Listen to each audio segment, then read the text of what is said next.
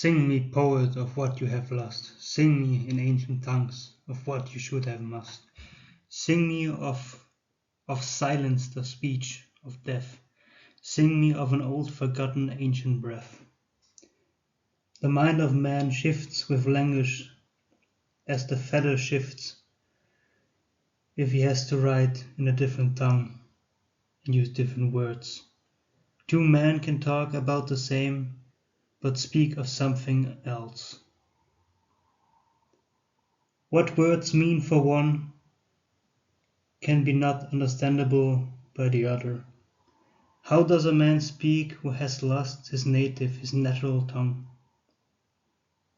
How awake what has lost his voice? He is restless, a wanderer who speaks what he cannot remember. Scorn the land, scorn the earth. For him there is only the sky that he seeks. For what he is missing, silence. Silence is death. A kiss of a lover long forgotten, the death of a tongue that has been stolen, ripped off, lost in the tides of time. The ocean and the sky are the same, ever flowing, ever changing.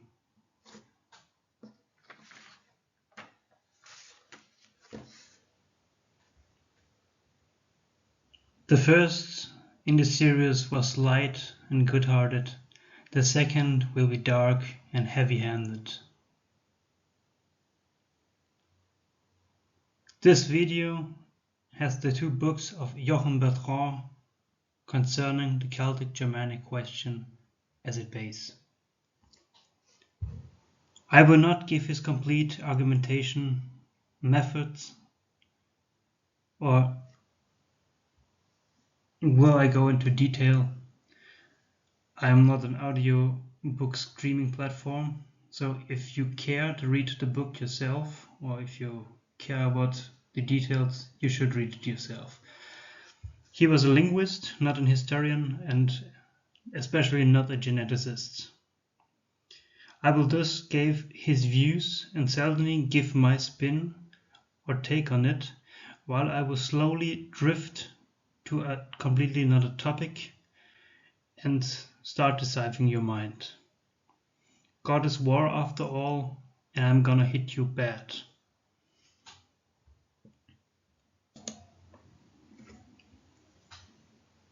In Nietzsche's Genealogy of Morals, I'm gonna paraphrase him here, he says something like, the ancient and the modern Germans only have their name in common, nothing else.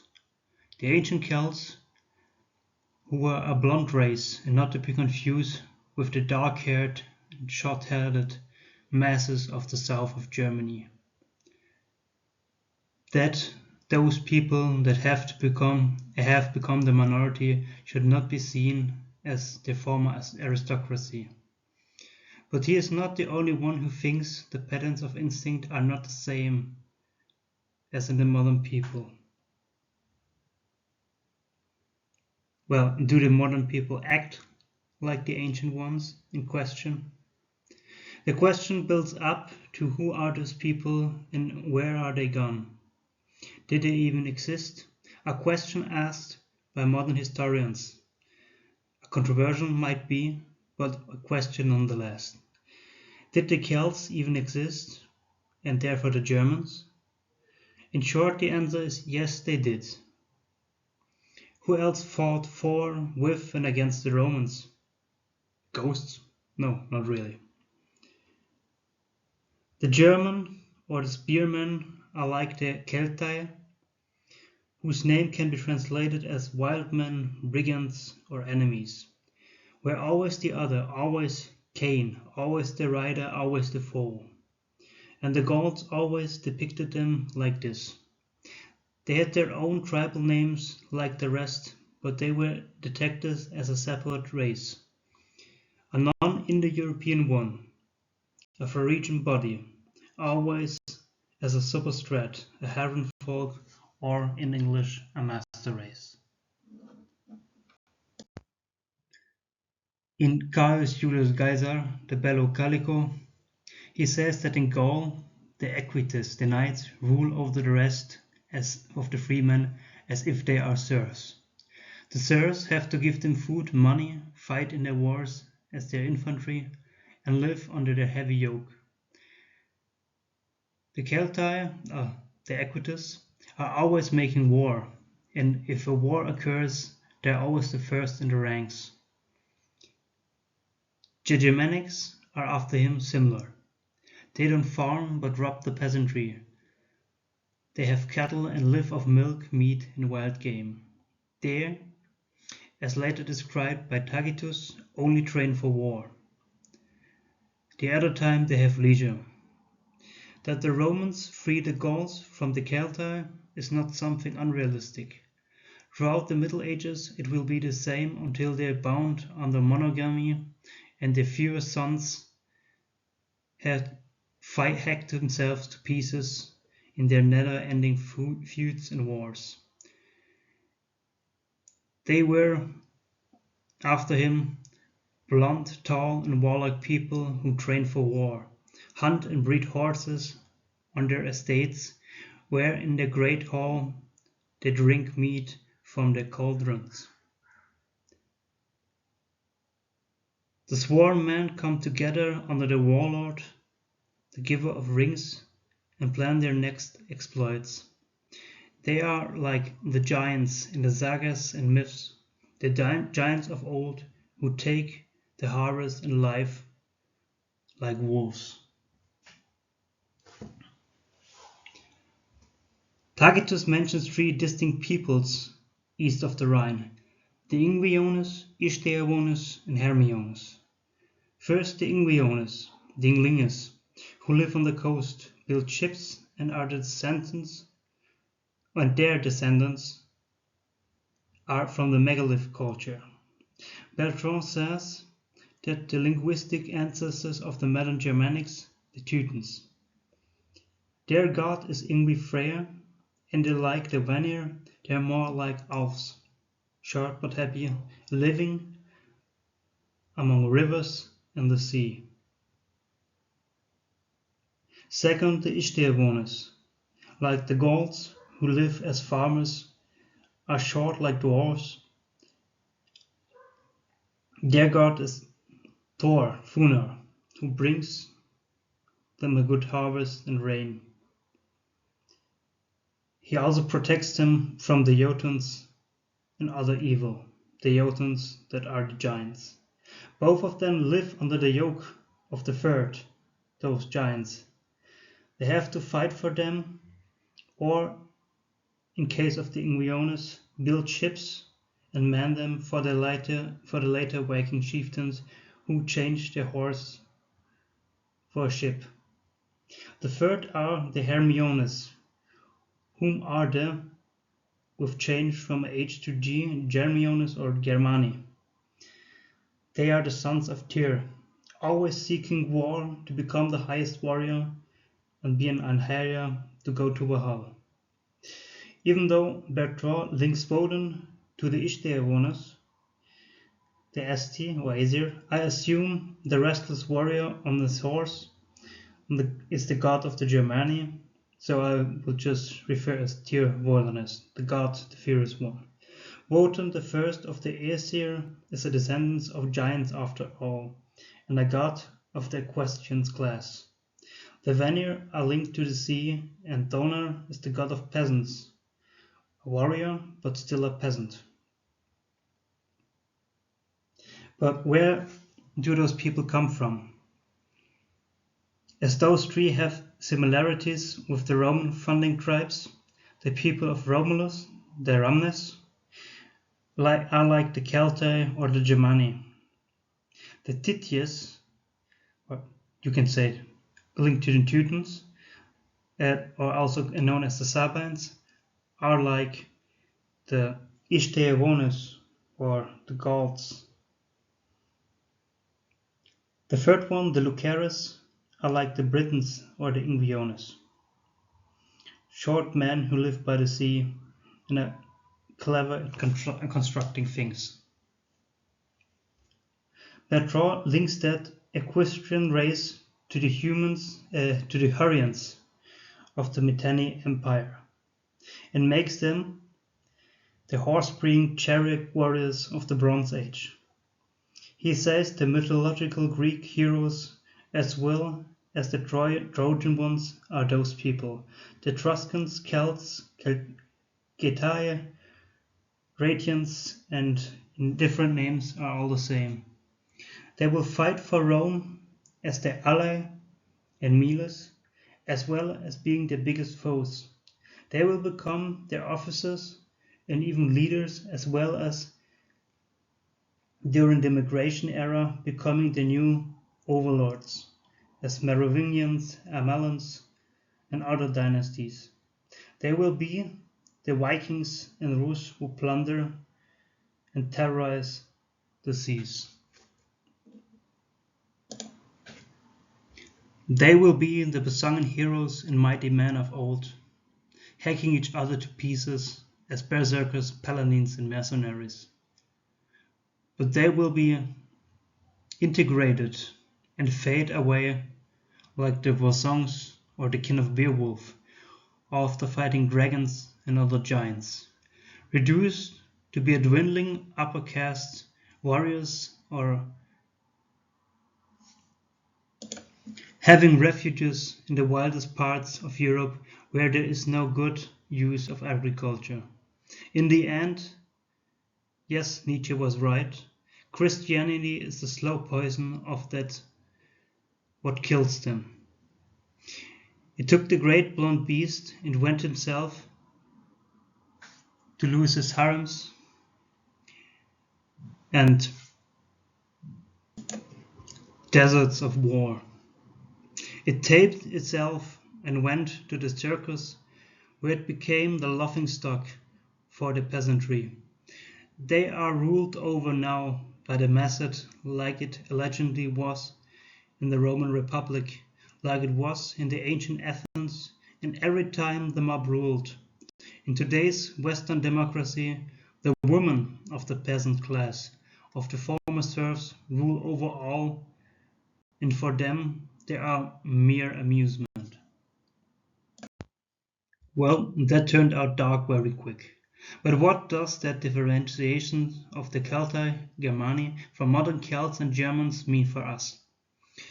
The author of this work will not be pleased in the slightest that I use his work like that and link it to race and the struggle of the world of today.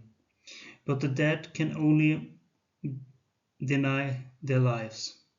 Sadly, would have been interesting to talk to him and now know where he wanted to go with his work.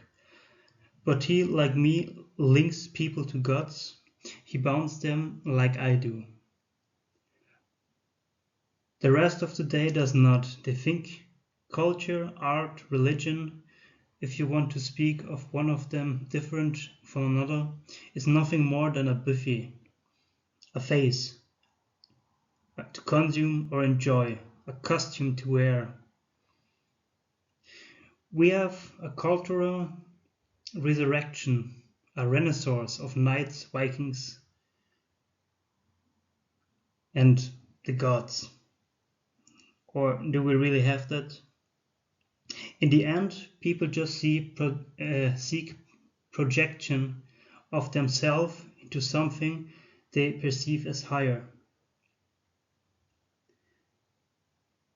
Take the hordes of Nietzschean, Hyperborean, or Faustian content creators who, like their mass of listeners, have in the end nothing new to say, but keep producing one video after another.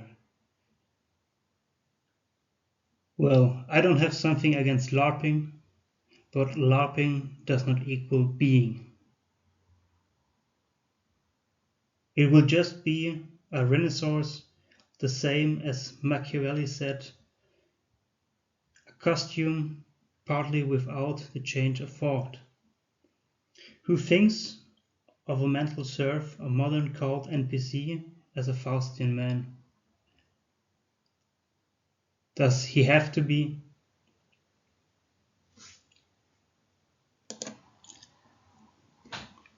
It is the rooster parading as an eagle.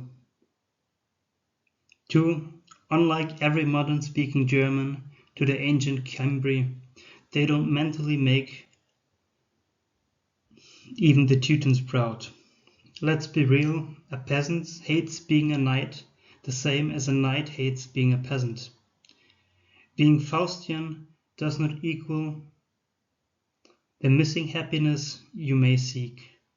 Why would a man who wears the hammer of Thor want to seek to go to Valhalla? Why would a Christian by heart not choose Freya over Thor? Why would you put a son of Tyr to force to live a life like a son of Thor would? Thor hated Starkadr. Am I wrong? People have different instincts, like they're bound to different gods. Therefore, is always the good, the wish they always dead is their ideal. The Hidalgos of old Spain went first as the conquistadors. The Spaniards followed and conquered the ground that the Hidalgo left behind after he raided like the storm does with crops under the sky. If we would be honest with our instincts, we would be more honest with the thoughts we have. Everybody wants to be cool and hip and have the trendy runes and thoughts, but there's nothing worse than being fake, literally being fake. Only because you fought in the Teutoburg forest does not mean you're, in quotes, Faustian. The same as fighting not in it disqualifies you, on which side you stand. Changing the ground of your illusion you stand on will shift without a trace left for what it was. There's no Faustian socialism in Prussia, like Spengler said. If it is collective, it will not go beyond. You cannot understand Faust if, like Goethe, you let him stay in a Christian frame. You cannot look to the sky when all you want to do is plow a field. Why would you choose eternal glory if all you want is to be yourself? Most of you want a woman and not a Valkyrie. Those who deny nature will end up as something without roots, and most men cannot live rootless. We're bound to the earth to begin with. If you are bound to the earth to begin with, you cannot change that. If not, you will have never been bound to it. Your real blood memory shows in your nature. Would you want to lie to your ancestors because you think someone else was cooler? As you can see on that ancient picture, a man is being sacrificed. The one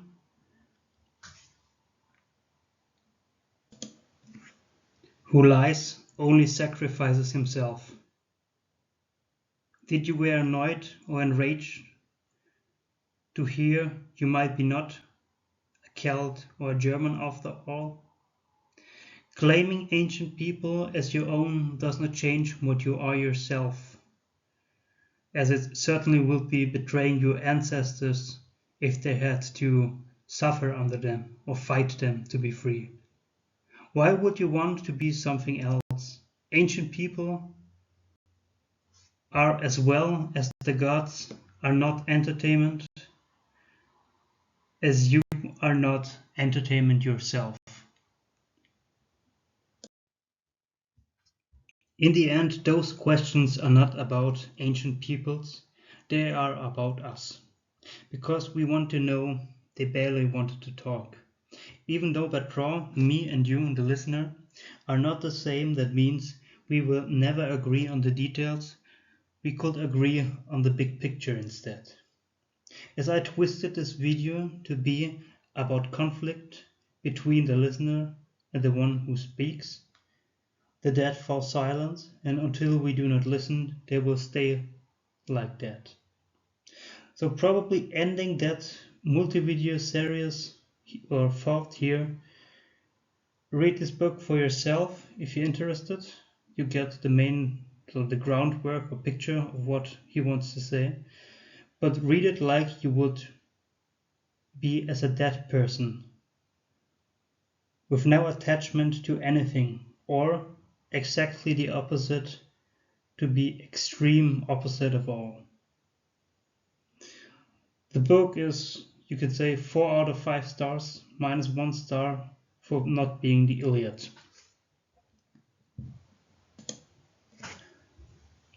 I said in the video, the one who does not be true to himself only sacrifices himself.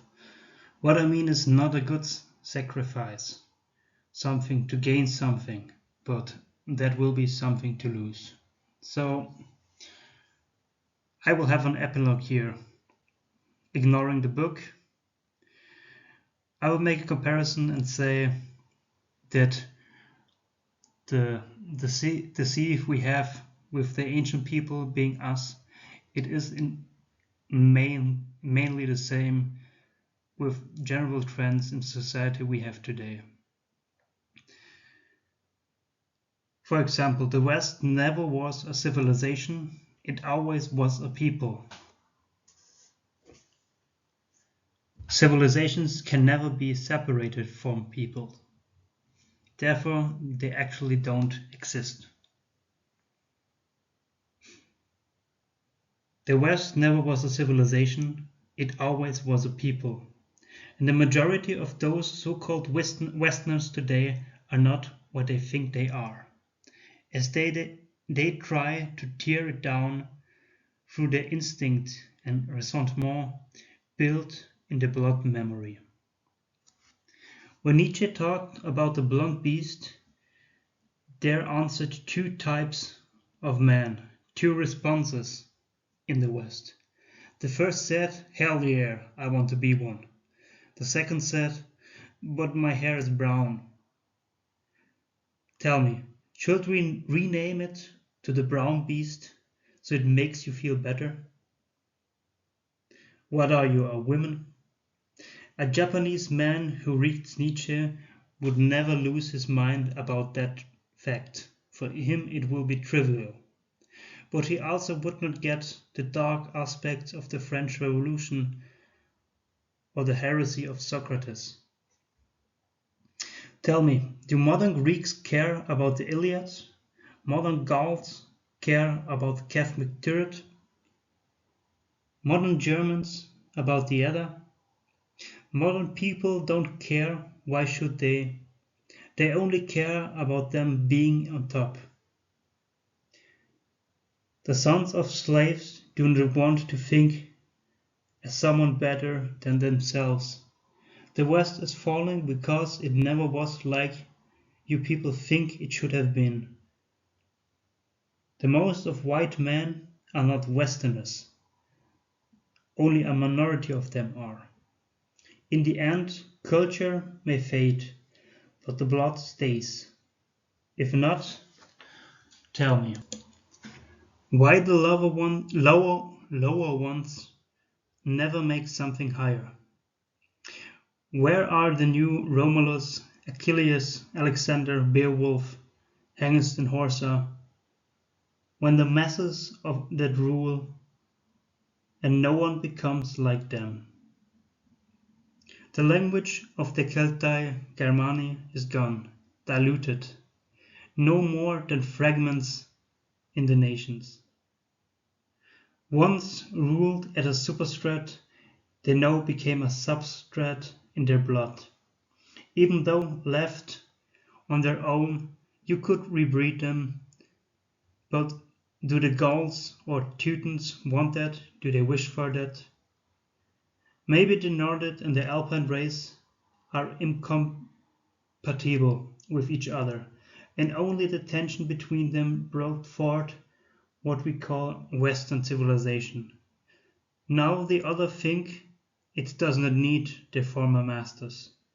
Just find it funny they don't have a problem with their offspring being mixed breed, but become paranoid if the former masters make suggestions that they might become pure again. It still is a terror for the masses if a real Germani Celtae gains the upper hand and sits on the throne, and does not care about them, the masses. In the end, for the few, God is war, and for the many, God has to mean peace. And both have to rule with a sacrifice of blood, the blood of their enemies. Why are we not united? Because the majority never wanted to be with the minority, unless it becomes their slaves, as they are wont to them, or they will be completely subdued and absorbed. I make a prediction. The coming wars will be used to get rid of all of them, as they tried it through the whole of the Middle Ages. As the sons, the last of them of the Germani and Celtae, will again be the first on the front lines, and the gold of Teutons will be the happy afterbirth. As modern books are nothing more than a reflection or hobby, or however you want to call it, for modern people. It does not really say anything about the ancient ones other than how we see them. You should always keep that in mind, no matter what you're reading. But using that as a mirror, I think I have found the answer why nothing really happens of what people want in the online space to happen. A lot of people always talk about Männerbünde or brotherhood of men, of warriors who come together, and well, I don't know if they ever fought so far ahead of what they have to do or what their mission is. But let's say they want to train for war, there's something like that. The big problem is that they're always inclusive. They always try to appeal to everyone, to the big masses, but not realizing that the big masses are completely happy with how the world is. Only the minority always wants change, because the majority, the what do you want to say, unwashed masses, always prefer the smell of the masses and prefer the status quo. Either being it they have a favorable position, or they just are too scared that something else happened. So it will be the same as in the ancient times, where the big masses are ruled over by a small group of people. If that small group of people wants to come back, they have to isolate themselves to a certain way from society, and they have to become separate again. They have to become their own tribe, and that means also not letting everyone in their ranks just because they're supposedly of the same cultural background. The same as a political organization who loses wind if you let women in, because they will have different instincts of where the ship has to sail. And if you have a democratic system, the ship will always be confused to where to head it. So to change direction, the other one has to become dominant again